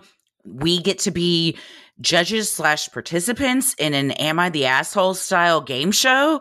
That's going to be super fun. We're doing a show there that's going to be about JFK conspiracies. Patrick from True Crime Obsessed specifically requested it because it's our hometown. And what is our hometown known more for than assassinating a president? You know what? We might as well lean into it, but we've got an interesting lineup of conspiracies that are out there that are some more of the fringe ones, and then kind of bring it all back together with reality as we do. But we're not the only ones doing performances there. They've got Wine and Crime, True Crime Obsessed, I Think Not, Rabia Chaudhry, Generation Y, Red Handed, Let's Go to Court. There's Bob Ruff. We'll be there. There's so many more people I didn't even list, but you can go to obsessfest.com and check out the full lineup and get your tickets, passes, all that good stuff. October 20th through the 22nd in our hometown of Dallas, Texas.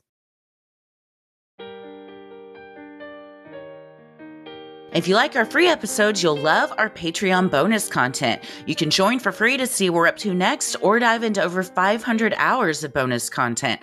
We've got all sorts of fun stuff up there right now. And tomorrow we have our monthly Q&A live stream at 8 p.m. Central Time. If you have never attended one, they are always a ton of fun.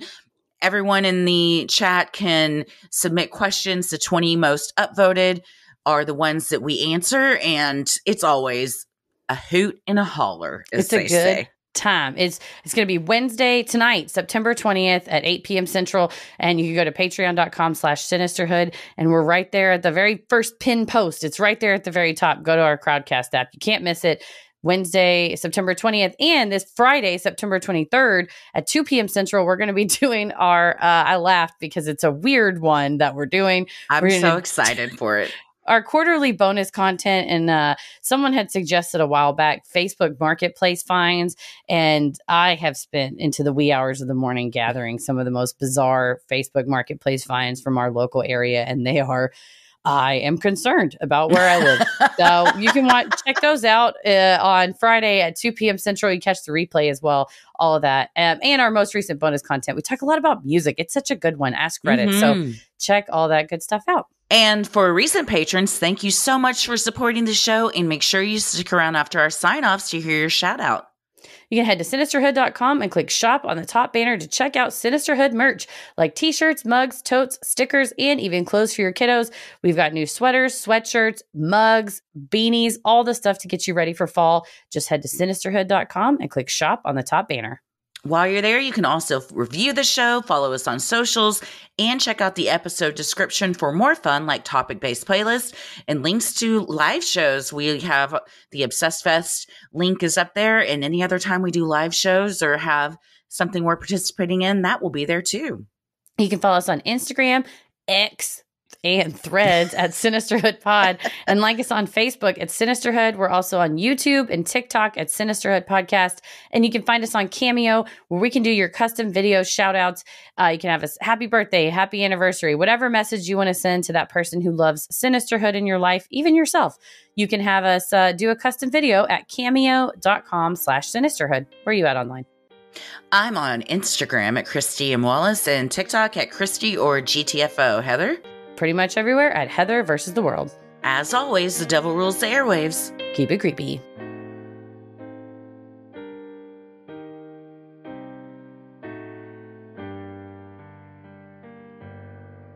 Hey everybody, thank you so much for supporting the show on Patreon. Here are your special Patreon shoutouts. Quaid. Beth Alderton. Julie. Devin Lehman.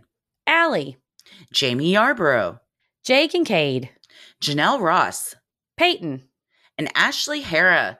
Thank you so much for supporting the show. We could not do this without you. We sincerely appreciate it and love each and every one of you. We hope we pronounce your names correctly. Stay safe, stay healthy, and keep it creepy. That was my Hannah Crana laugh. Sit